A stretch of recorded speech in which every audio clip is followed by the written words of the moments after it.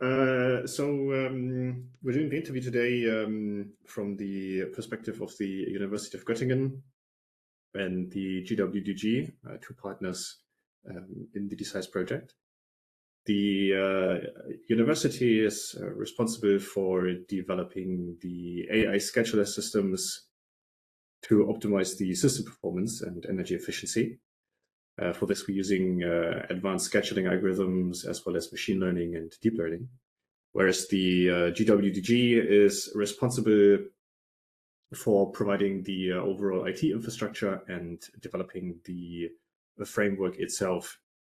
The framework being the control manager that interacts with users and is able to deploy jobs to our heterogeneous compute plane. For this, we are attempting a security aspect on multiple levels.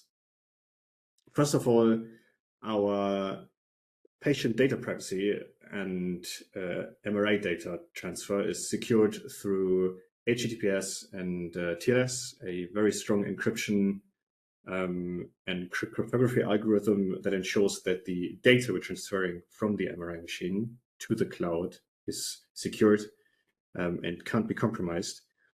And then on the other hand, on the edge devices we're using at the MRI machines, as well as in the data center, we are enforcing authentication and authorization through OAuth 2, a protocol that allows us to hand out a role-based access control to users to ensure that only those users with specific access rights can actually access the data we're processing.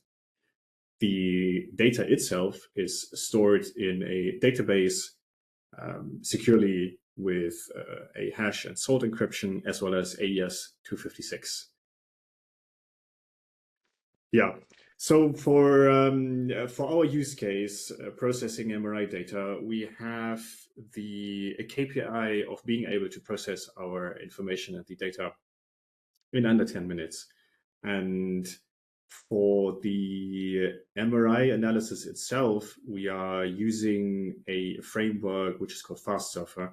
It's a heavily optimized deep learning pipeline, which allows us to process and analyze the MRI data in less than 8 minutes.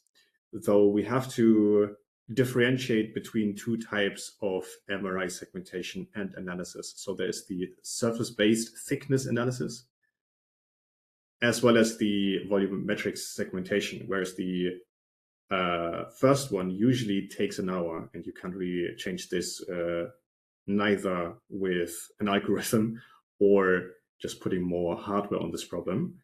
The second algorithm, the volumetric segmentation, this we can do in less than 10 minutes only with CPU cores.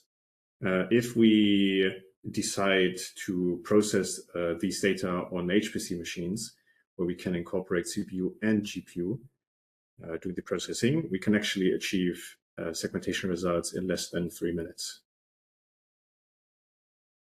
Yeah, as I said, we have our OAuth 2 protocol that ensures only registered and authenticated users or devices can actually access the data. On top of that, we're using our role-based access system so that only authenticated individuals, whether it being like actual machines or other services or users, can access this data.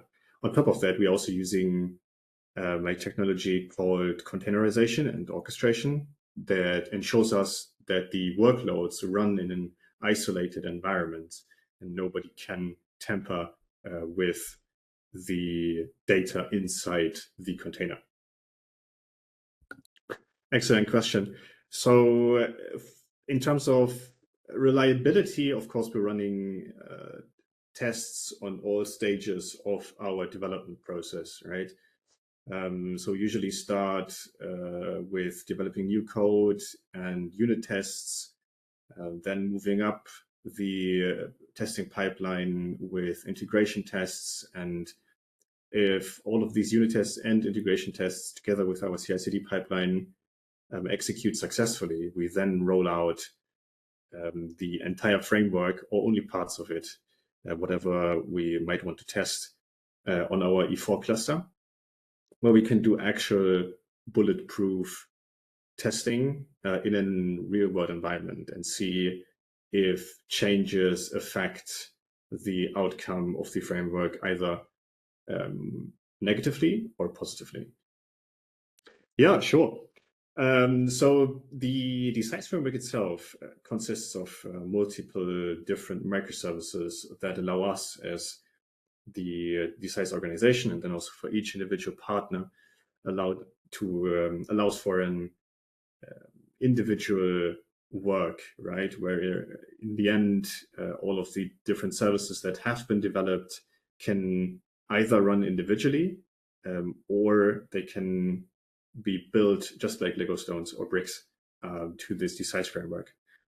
And other important aspects of this framework are for sure our digital twin, which is a digital representation of the hardware cluster we're using, which makes analysis, forwarding and processing information way easier than actually accessing the current cluster we're working with. And then on the other hand, another key component, very important key component of the DECICE framework is the actual AI scheduler we're using for a dynamic scheduling approach, where we try to improve scheduling on a heterogeneous compute plane, right? HPC, cloud, and edge.